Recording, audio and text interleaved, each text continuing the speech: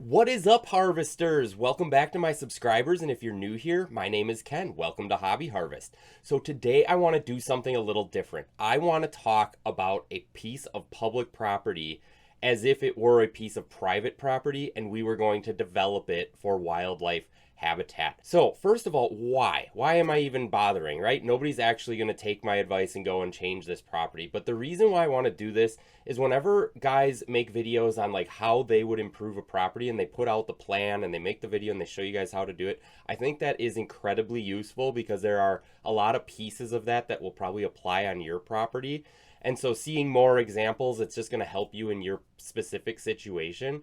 But on a piece of public property, I can show you exactly where that piece of property is so that you guys can go and check it out. Maybe you live in the area, you can go walk the property, but you could especially check it out on like Google Maps and like pull up those satellite images. Unfortunately, I cannot share those with you on this video because of copyright issues. Even though Google owns YouTube, they don't allow us creators to use their satellite images on our videos. So I'm going to at least tell you where this is very specifically. This is going to be a property in the Vernon Marsh in Waukesha County in southeastern Wisconsin.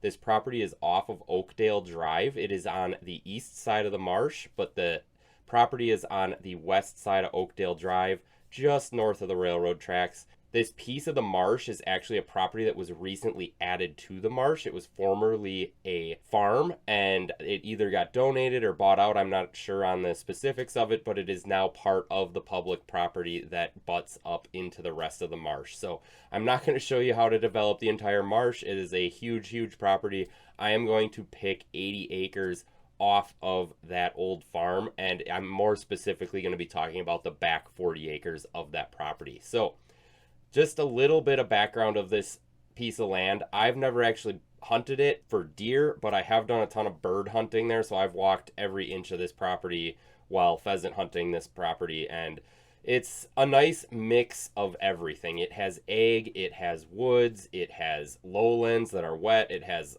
hills that are dry, it has big trees, little trees, shrubs. It's a mix of everything naturally.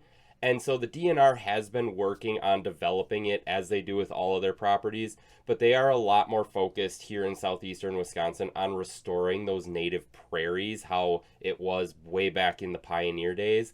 And so they create these oak savannas, or like I like to call them oak Saharas, because they're great. They look gorgeous from spring green up until winter when the snow flies, but during the winter, there is just nothing there for cover or food for the wildlife, and they are just a barren Sahara in those winter months when the wildlife need the habitat the most. So during those winter months, you're going to find the wildlife on the private properties adjoining these areas that the DNR has been doing this. But you got to keep in mind the DNR aren't just focused on deer. They're focused on every single critter out there, every species of plant, every single everything out there. And so they have their reasons for doing what they do, but we're going to be far more focused on the bigger critters like the deer herd when we talk about habitat improvement here. So let's get into it. I want to explain the property a little bit. It is a 80-acre piece, and like I said, there's about two 40-acre squares that make up that 80-acre piece, but that front 40 acres that butts up to the road, there's a few residential houses along that road, and then there's the barns along that road too, and then immediately behind those are ag fields. So we're just going to leave those as is. We're not going to worry about those. We're going to worry about that back 40 acres. So as we zoom out from that 40 acres, just sort of give you guys the big picture here, and you guys can go check this out on the satellite imagery as well to kind of put this all together. But in the immediate area, how this works is the further you head off the road, the further you head into the marsh, and that marsh gets really, really wet. The Fox River is back in there. There's also a bunch of marshlands. Ducks Unlimited has been working on that area for decades. It is a great waterfowl area, but of course when we're talking about the deer herd, the deer do not like to get wet if they don't have to.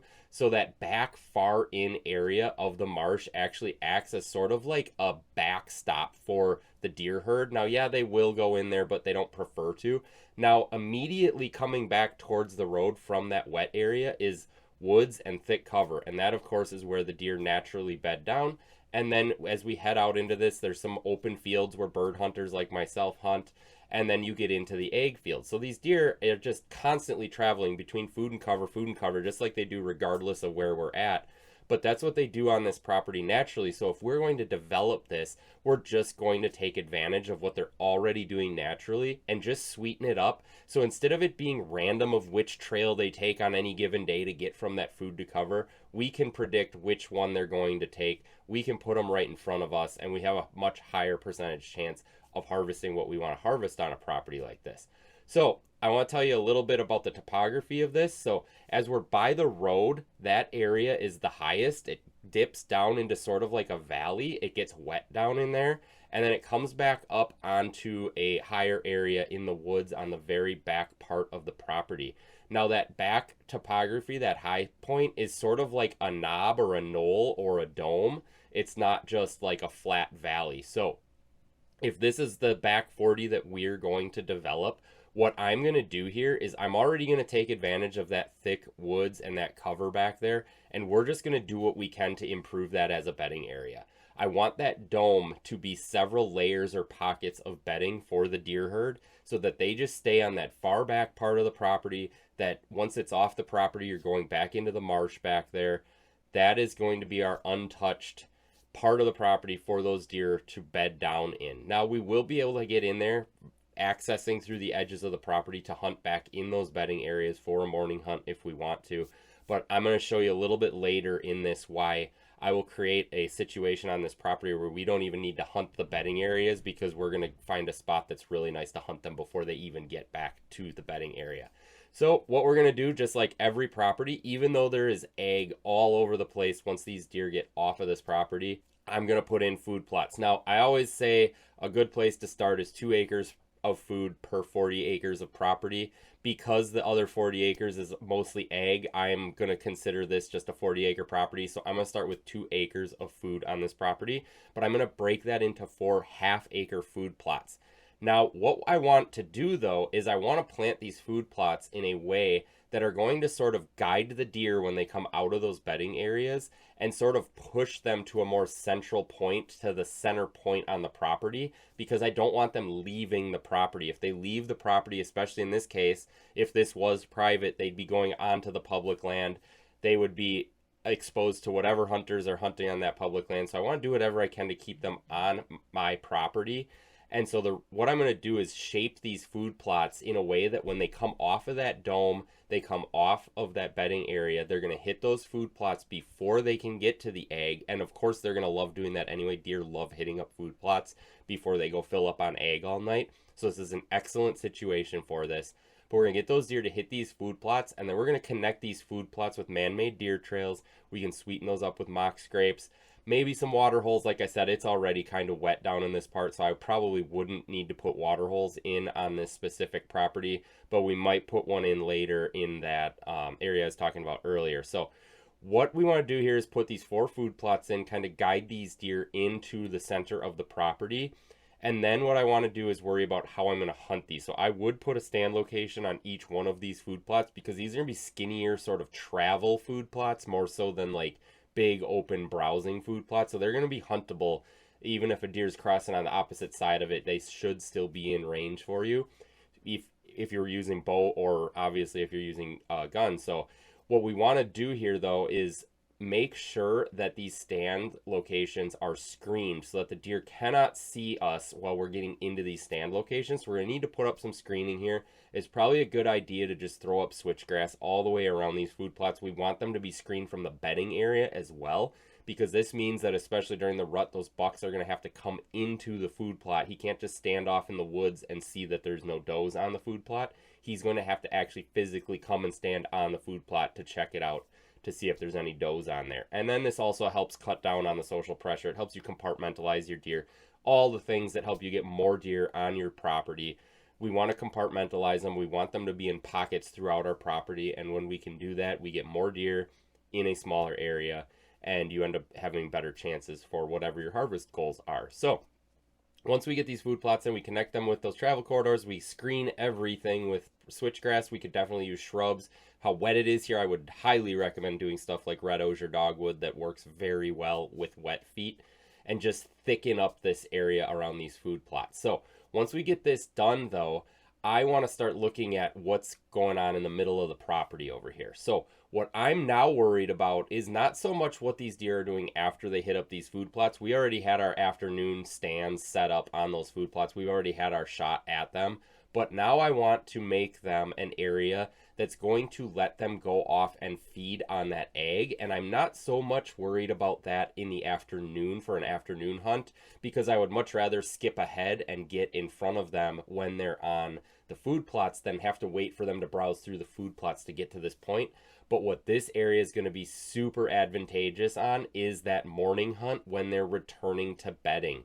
So I'm going to intentionally leave these areas where the hunter ingress and egress is to these stands open. Now I might plant some conifers to cut down on some sight lines if I need to. Like I said, there's that dome or that knob of where these deer are bedded down. I might need to plant a couple conifers in there to like cut down on sight lines so they can't see me from their bedding area while I'm ingress or egressing from these stands. So we will want to worry about that in these areas, but conifers are awesome in this situation because deer do not bed down near conifers. They do not browse on conifers. They don't browse on them, so they don't bed by them. That's one and the same there.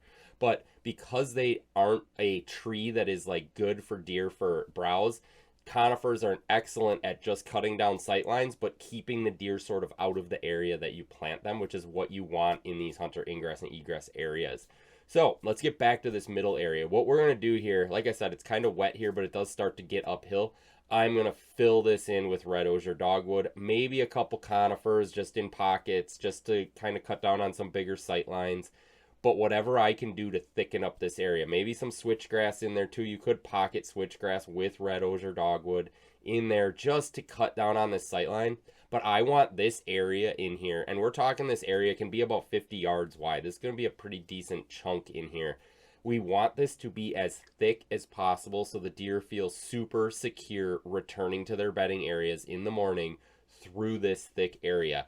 I personally have harvested the majority of my deer in my lifetime by hunting thick areas that return to bedding areas in the morning. This is what we're creating here. So we want this to be thick. We want to make a man-made deer trail that goes through the middle of this thickness, and we want that to bend and weave. We don't want to be able to look straight down it. And we're going to sweeten this up by putting a mock scrape in here as well. We could put a water hole in here if we wanted to. If we're high enough out of the lowland where we're not down in the wet part of the property here. Just to sweeten up the attraction a little bit more. That would be like low priority on my list though. But definitely it would add just a little bit to that, especially during the rut probably.